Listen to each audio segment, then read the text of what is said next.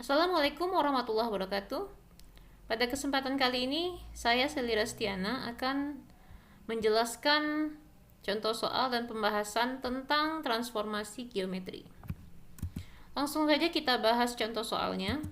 Segitiga ABC dengan A 0,6, B 8,6, dan C 8,0 ditransformasikan dengan matriks 3 min 1 min 95. Pertanyaannya, tentukan luas bangun hasil transformasi segitiga ABC.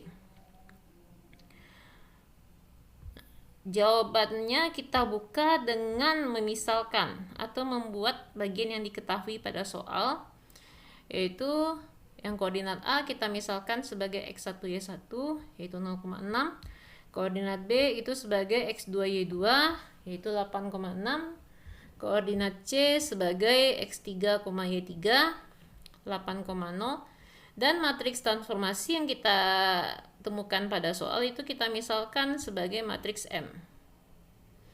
Nah, apa gunanya x1 y1, x2 y2 dan x3 y3 ini?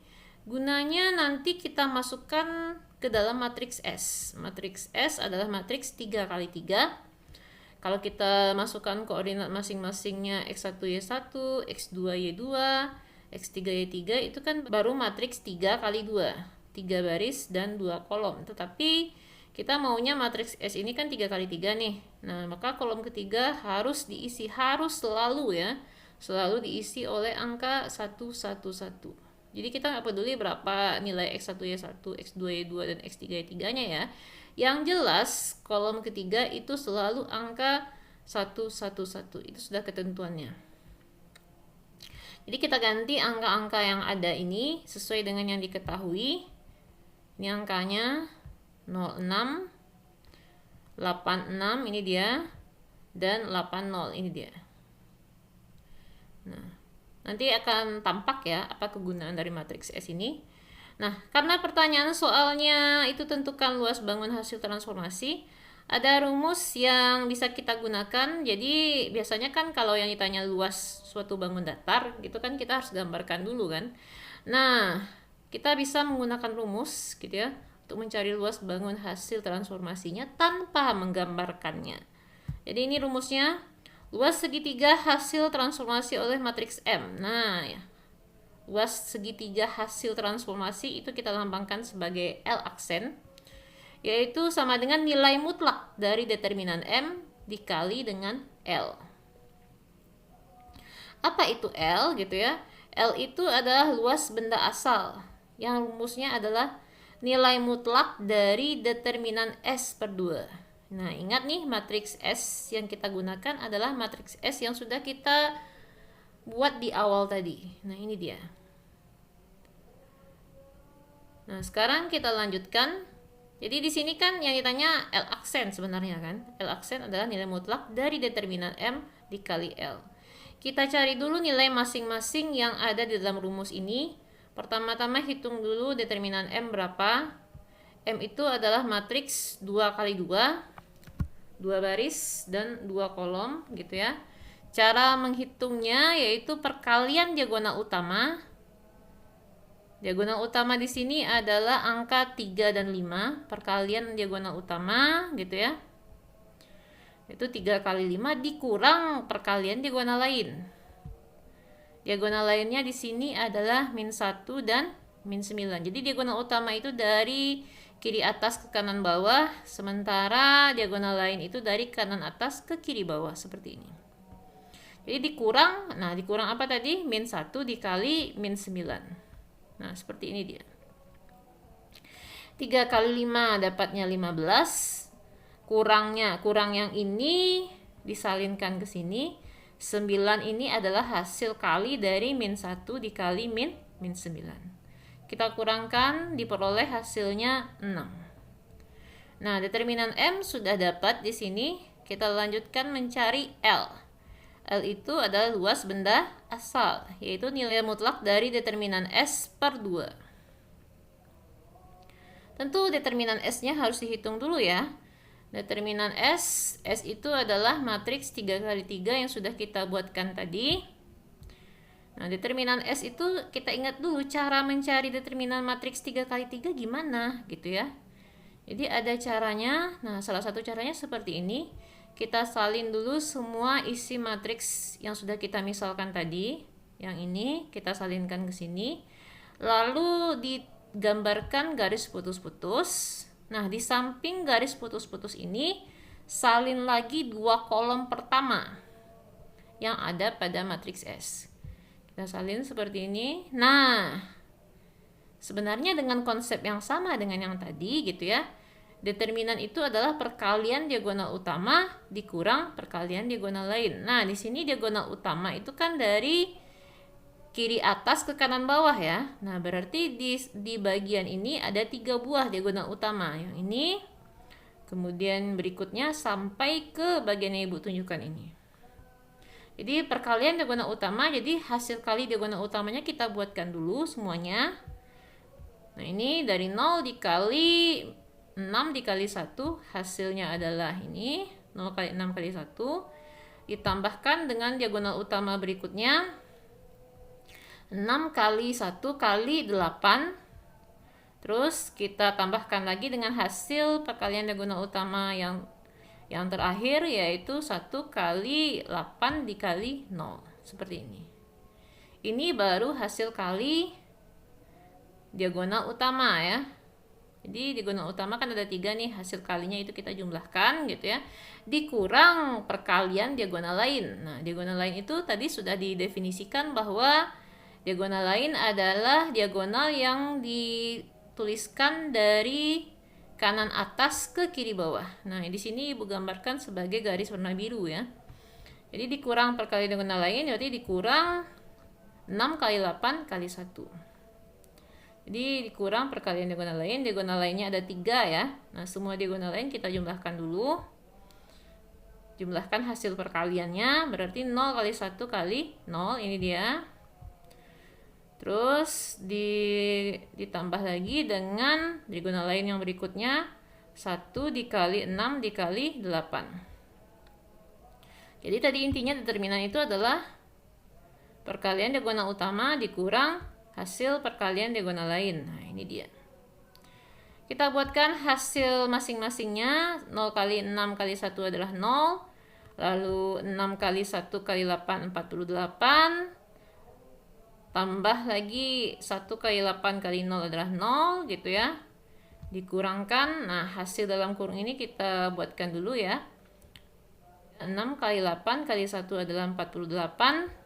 Tambah ini 0. Ingat ya, kalau dalam rangkaian perkalian itu ada satu buah saja angka 0, pasti hasil kali semuanya itu adalah 0 ya.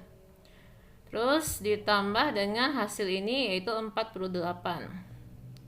Nah, kamu perhatikan di sini, ingat kalau ada tanda negatif di depan kurung, itu artinya adalah tanda negatif itu milik dari semua yang ada dalam kurung.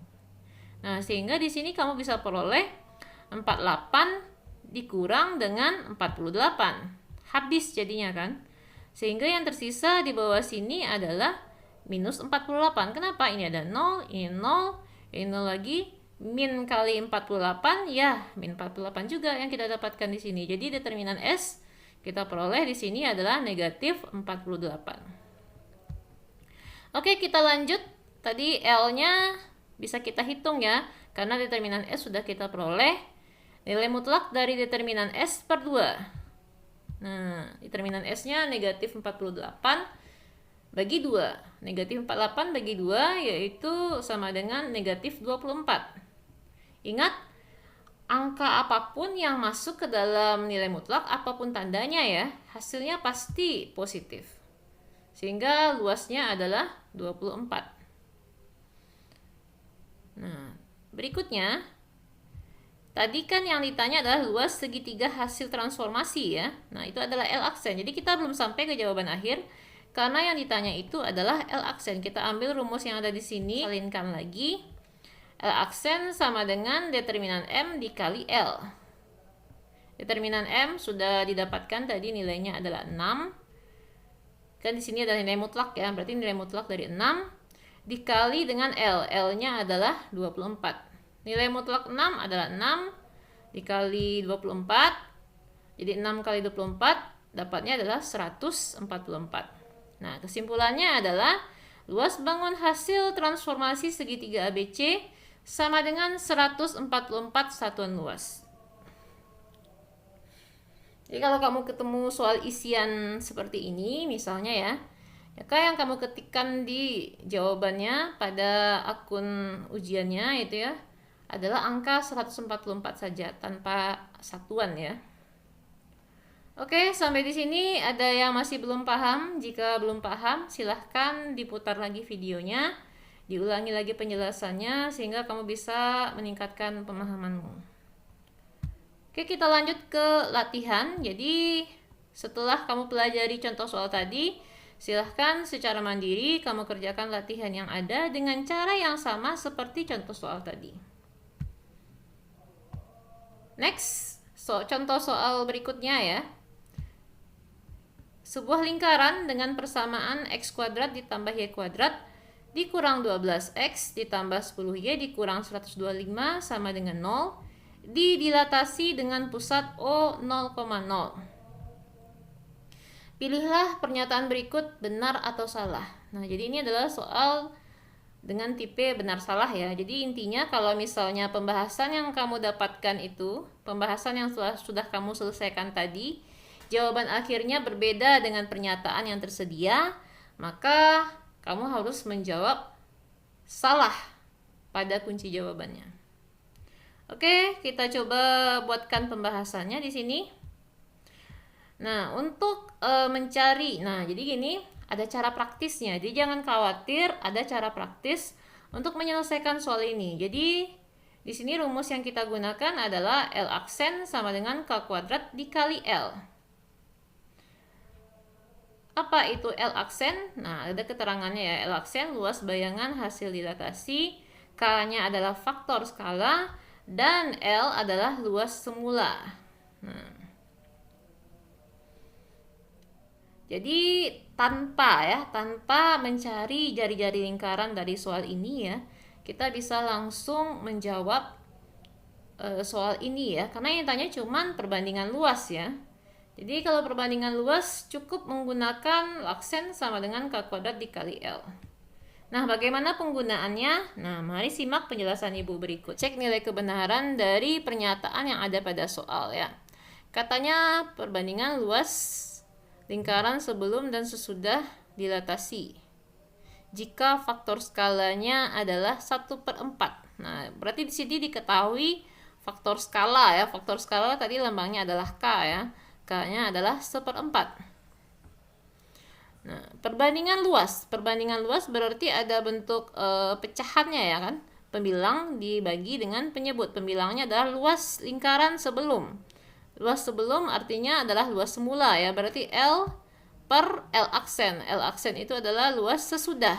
Jadi luas bayangan hasil dilatasi itu lambangnya adalah L aksen. Artinya luas setelah atau sesudah dilatasi.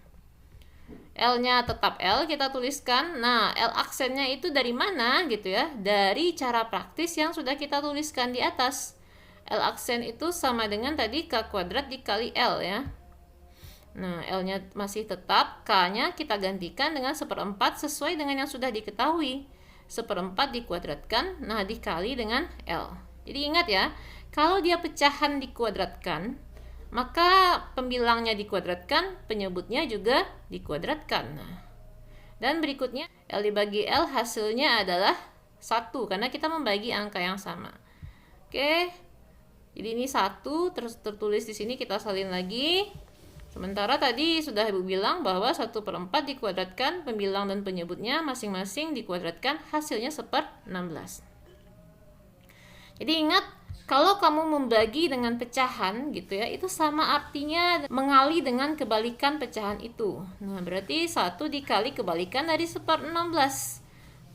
Berarti dikali 16/1. Hasilnya adalah 16/1. Kenapa? Karena kita mengalikan suatu bilangan dengan 1 kan tidak mengubah bilangannya ya. Tetap dituliskan sebagai 16/1. Kenapa per satunya masih dituliskan gitu ya? Kenapa nggak 16 saja? Nah, karena yang ditanya adalah perbandingan. Perbandingan kan dalam bentuk per dituliskan. Jadi kita pertahankan bentuk 16/1 ini. Sehingga kita bisa buat Kesimpulannya, perbandingan luas sebelum dan sesudah dilatasi adalah 16 banding. Jadi per itu sama juga dengan banding ya, 16 banding 1. Kesimpulan kita sesuai dengan pernyataan yang ada, maka kunci jawabannya adalah benar. Untuk meningkatkan pemahamanmu akan materi yang barusan dijelaskan gitu ya, silahkan buat pembahasan soal ini secara mandiri di rumah masing-masing ya, setelah kamu nonton video yang tadi dengan cara yang kurang lebih sama dengan yang sebelumnya. Oke, sekian penjelasan dari Ibu. Assalamualaikum warahmatullahi wabarakatuh.